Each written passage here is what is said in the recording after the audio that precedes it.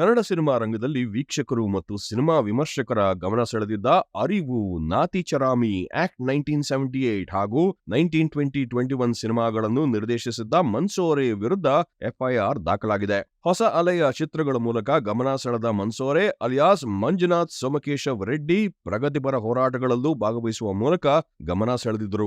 ಇವರ ವಿರುದ್ಧ ಇದೀಗ ವರದಕ್ಷಿಣೆ ಕಿರುಕುಳ ಹಾಗೂ ಕೊಲೆ ಯತ್ನ ಆರೋಪದಲ್ಲಿ ಪ್ರಕರಣ ದಾಖಲಾಗಿದೆ. ಮನ್ಸೂರೆ ಹಾಗೂ ಕುಟುಂಬದವರು ವರದಕ್ಷಿಣೆ ಕಿರುಕುಳ ನೀಡುತ್ತಿದ್ದು ಕೊಲೆ ಬೆದರಿಕೆಯೊಡ್ಡುತ್ತಿದ್ದಾರೆ ಎಂದು ಆರೋಪಿಸಿ ಪತ್ನಿ ಅಖಿಲಾ ಅವರು ಬೆಂಗಳೂರಿನ ಸುಬ್ರಹ್ಮಣ್ಯಪುರ ಠಾಣೆಗೆ ದೂರು ನೀಡಿದ್ದಾರೆ. ದೂರು ಆಧರಿಸಿ ಮನ್ಸೂರೆ, ಅವರ ತಾಯಿ ವೆಂಕಟಲಕ್ಷ್ಮಮ್ಮ, ಅಕ್ಕ ಹೇಮಲತಾ ವಿರುದ್ಧ ಎಫ್ಐಆರ್ ದಾಖಲಿಸಿಕೊಳ್ಳಲಾಗಿದೆ ಎಂದು ಪೊಲೀಸರು ತಿಳಿಸಿದ್ದಾರೆ. ಕೋವಿಡ್ ಸಮಯದಲ್ಲಿ ಸಿನಿಮಾ ಮಾಡಲು ನಮ್ಮ ಪೋಷಕರು ಪತಿ ಮಂಜುನಾಥ್ಗೆ 10 ಲಕ್ಷ ರೂಪಾಯಿ ನೀಡಿದ್ದರು. ಇದೀಗ 30 ಲಕ್ಷ ಮೌಲ್ಯದ ಕಾರು ಕೊಡಿಸುವಂತೆ ಪತಿ ಹಾಗೂ ಅತ್ತೆ ಪೀಡಿಸುತ್ತಿದ್ದಾರೆ ಎಂದು ಅಖಿಲಾ ಆರೋಪಿಸಿದ್ದಾರೆ. ಅಖಿಲಾ ನೀಡಿರುವ ದೂರಿಗೆ ಉತ್ತರವಾಗಿ ಪೊಲೀಸರಿಗೆ ಪ್ರತಿ ದೂರು ನೀಡಿರುವ ಮನ್ಸೂರೆ, ನನ್ನ ಪತ್ನಿ ಮಾನಸಿಕ ಅಸ್ವಸ್ಥೆ, ಚಿಕಿತ್ಸೆ ಪಡೆಯುತ್ತಿದ್ದಾರೆ, ಅವರಿಗೆ ಹೆಚ್ಚಿನ ಚಿಕಿತ್ಸೆ ಅಗತ್ಯವಿದೆ ಎಂದಿದ್ದಾರೆ. ತಾಯಿಯನ್ನು ಮನೆಯಿಂದ ಹೊರಹಾಕುವಂತೆ ಪತ್ನಿ ಹಠ ಮಾಡುತ್ತಿದ್ದಾಳೆ. ನನ್ನ ತಾಯಿ ಮೇಲೆಯೇ ಆಕೆ ಹಲ್ಲೆ ಮಾಡಿದ್ದಾಳೆ. ಪತ್ನಿ ಹಾಗೂ ಆಕೆಯ ಮನೆಯವರಿಂದ ಯಾವುದೇ ಹಣ ಪಡೆದಿಲ್ಲ.